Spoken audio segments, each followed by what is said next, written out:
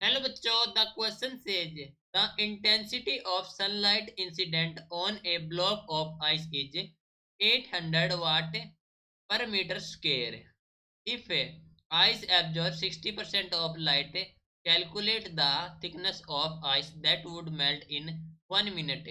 Density of ice is 917 kilogram meter cube. तो question में बोला गया है कि जो डेंसिटी है हमारे पास ऑफ आइस है 917 किलोग्राम पर मीटर क्यूब, और जो इंटेंसिटी ऑफ सनलाइट है incident on a block of ice है वो 800 है। और यदि आइस एब्जॉर्ब करती है 60% ऑफ द लाइट, तो हमें कैलकुलेट करना है thickness of ice that would melt in 1 minute. तो इस क्वेश्चन के लिए हमारा की कॉन्सेप्ट यूज हो रहा है, that is the heat of fusion and volume of ice. Heat of fusion and volume of ice. Volume of ice. ठीक है। Now, according to the question, the given condition are intensity of sunlight, intensity of sunlight, which is I, जो कि है 800 वाट wait per meter square. ठीक है। और जो energy radiated है बाई सनलाइट इन 1 मिनट कितनी हो जाएगी? एनर्जी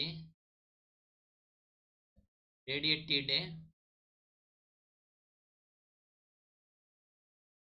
बाई सनलाइट, बाई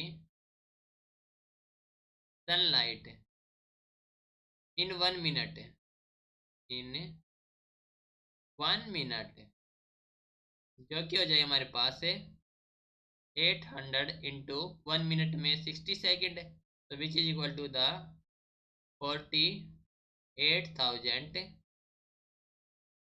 पर मीटर स्क्वायर। ठीक है, watt per meter square. Now ice absorb the 60% light, तो आइस एब्जॉर्ब 60% लाइट। ठीक है। सो जो हीट हो जाएगी हमारे पास से हीट अमाउंट गेन, तो हीट अमाउंट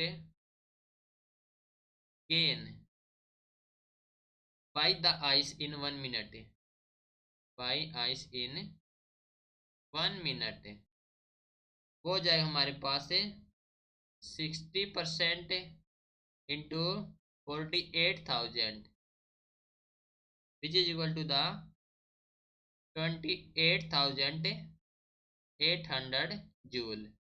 ठीक है। Now heat gain by ice कितनी हो जाएगी? Now heat gain by ice which is equal to the MLV, L of ice that is latent heat of ice into V। ठीक है। तो यहाँ पर हो जाएगा M is mass of ice is melted।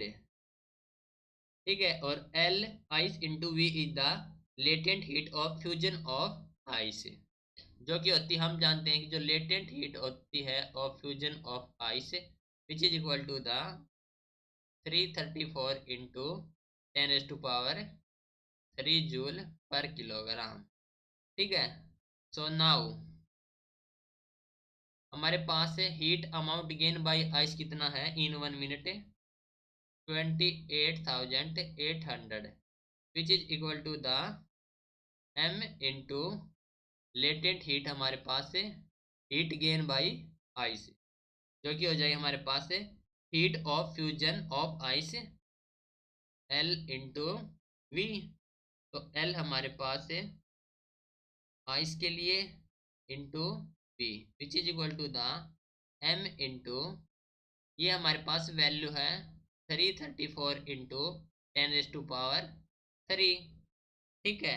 तो यहाँ से जो m कैलकुलेट करेंगे हमें वैल्यू ऑफ m मिलेगी 0.0837 kilogram.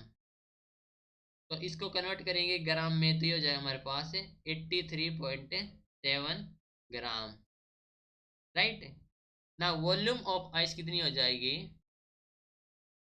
Volume of ice, volume of ice हम जानते हैं कि वॉल्यूम होती है मास अपॉन डेंसिटी। तो mass of ice, mass of ice upon density of ice, density of ice. अब मास हमारे पास है 0.0837 upon density of ice that is 917 जो कि है क्वेश्चन में गिवन। तो which is equal to the 9.127 metre cube. Okay that is the density के लिए हमने कैलकुलेट किया जो कि हो गया हमारे पास वॉल्यूम ऑफ आइस जो कि है 9.127 मीटर क्यूब। वॉल्यूम है तो हम मीटर क्यूब में लेंगे। इसके बाद हम कंसीडर करेंगे T is the thickness of ice. Let T is thickness of ice, ठीक है। And cross section area of ice block is, and cross section area of ice block is 1 meter square. तब क्या होगा? जो volume of ice हो जाएगी, volume of ice is 1 meter square into T which is equal to the, हमारे पास volume of ice है that is 9.127 which is equal to the 1 meter square into T, and ये हमारे पास metre cube में। तो जो टी हो जाएगा हमारे पास थिकनेस है वो जाएगी हमारे पास इन मीटर जो कि हो जाएगी 9.127 मीटर, ठीक है। तो क्वेश्चन में हमें फाइंड आउट करना था थिकनेस ऑफ आइस जो कि है 9.127 meter, right. This is your final answer. Hope you understood it well. Best of luck बच्चों, थैंक यू।